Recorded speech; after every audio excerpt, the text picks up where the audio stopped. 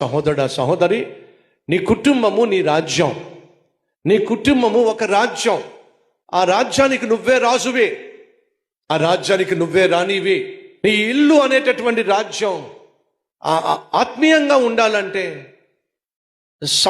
సఖ్యత కలిగి ఉండాలంటే, సమాధానం కలిగి ఉండాలంటే, సకల ఆశీర్వాదాలు అనుభవించాలంటే, సౌభాగ్యంతో నిండాలి అని అంటే, ఇంటికి యజమానిమైన భర్త నువ్వో దేవునికి లోబడేవాడిగా ఉండాలి, దేవుని మాట వినేవాడిగా ఉండాలి, దేవునికి ఇష్టడిగా నువ్వు జీవించాలి. ఇంటిని పరిపాలించే అధికారం దేవుడు భర్తకిస్తే, ఇంటిని నిర్మించేటటువంటి అవకాశం దేవుడు స్త్రీకి ఇచ్చాడు. ఇంటికి దీపం ఇల్లాలు అని చెప్తున్నాం.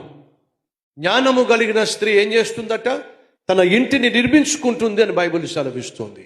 నువ్వు జ్ఞానం కలిగిన స్త్రీవైతే నీ మనస్సు నీ ఇంటి మీద ఉండాలి, బట్టల మీద కాదు. నీ మనస్సు నీ ఇంటి మీద, నీ బిడ్డల మీద ఉండాలి, అంతేకాదు సోకు మీద, సౌఖ్యం మీద కానే కాదు.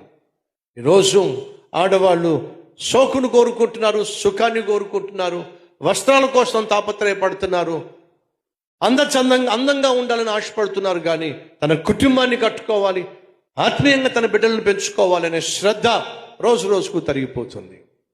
భర్తలేమో వాళ్ళేదో సరదాగా ఉండాలి, వాళ్ళేదో సంతోషంగా ఉండాలి, వాళ్ళేదో స్నేహితులతో తిరిగి తందనాలు ఆడాలి అని చెప్పేసి తాగడానికో తిరగడానికో డబ్బులు తగలేస్తున్నారు. కానీ నాకంటూ ఒక కుటుంబం ఉంది, నా మీద ఆధారపడిన భార్య ఉంది, బిడ్డలు ఉన్నారు, వారి భవిష్యత్తు నా మీద ఆధారపడి ఉందనేటటువంటి బాధ్యతను మర్చిపోతున్నారు.